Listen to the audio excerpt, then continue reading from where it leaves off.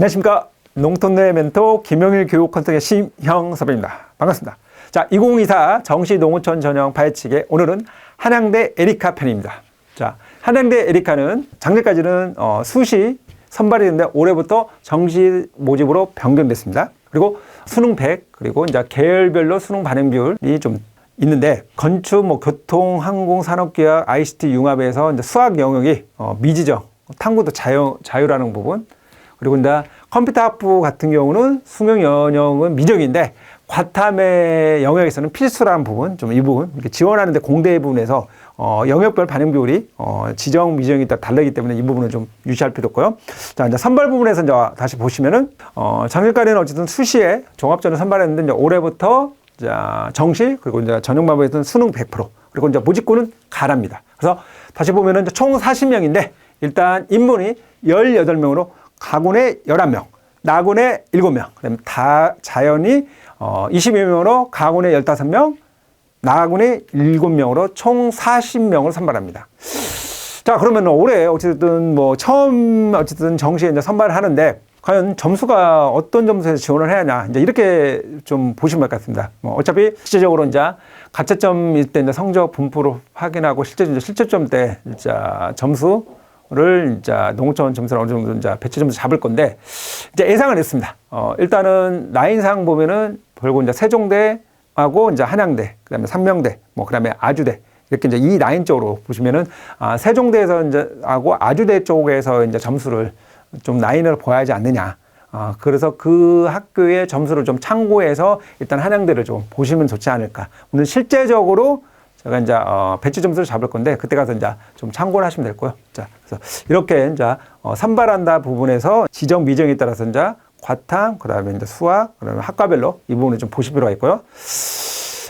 영역별 부분에 앞서서 지금 학과별로 모집 인원을 좀 보겠습니다. 일단은 인문, 그래서 경제학부는 일단은 경제 2명, 그리고 이제 보험계리학과가 2명, 그리고 영미문화학과가 2명, 그다음에 일본학과 2명, 중국학과 2명, 한국어 언어학부가 1명, 그다음에 경영학부가 가장 많은 이제 3명, 그리고 이제 문화인력과 1명, 그다음에 정보사회미디어학부가 2명, 그리고 프랑스학과가 1명을 선발합니다. 그다음에 이제 자연계를 보면은 이제 모집단을 보면은 일단 IT 융합 학부가 1명, 그리고 건설환경공학과가 2명, 그다음에 건축학과가 1명, 교통물리학공학과가 1명, 그리고 기계학과가 3명, 그럼 산업경영공학과가 1명, 수리데이터 사이언스가 1명, 응용물리 1명, 재료화학공학과 1명, 그리고 전형학과 3명, 그리고 상당히 인원이 많죠. 약학과가 3명을 선발합니다.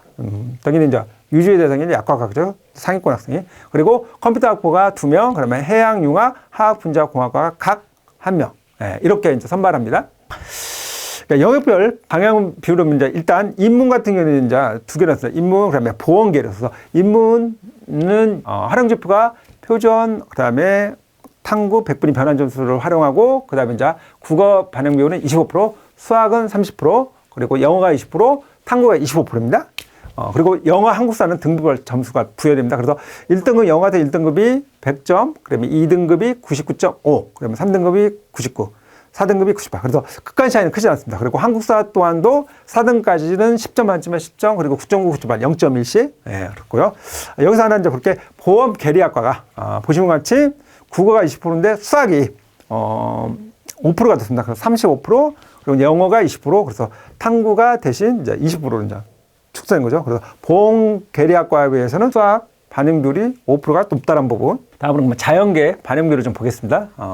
자연은 다시 말씀드리면은 이제 그 해당 건축, 교통, 공학, 산업, 경영, ICT에 있어 학과에서는 반영 비율이 좀 다르죠. 그게 무슨 말씀이냐?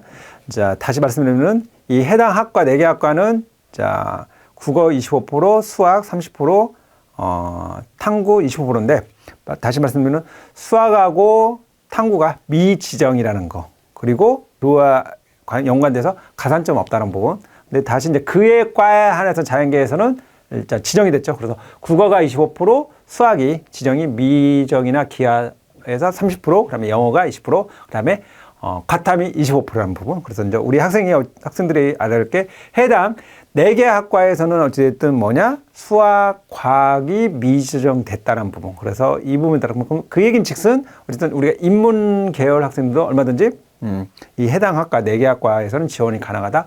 별도의 가산점은 없기 때문에 다시 한번 말씀드리면은 한양대 어찌됐든 올해 이제 신설 정시 신설이기 때문에 나인제트는 다시 말씀드리면은 이제 세종대, 아주대 그쪽 그다음에 한양대 에리카 쪽 점수대에서 좀 보시면 되실 거로 예상됩니다. 그래서 그 부분을 좀 참고해서 올해 이제 한양대를 지원을 고민하시면 되시고, 제가 다시 말씀드리면 실질적으로 어쨌든 올해 이제 수능을 취합하면서 이제 배치점도 잡을 겁니다. 그리고 이제 모의지원 같은 거를 활용해서 좀 예상을 하시면 좋지 않을까. 그렇게 해서 모의지원 같은 거를 해서 한양대 부분을 파악을 하면 좋을 것 같습니다.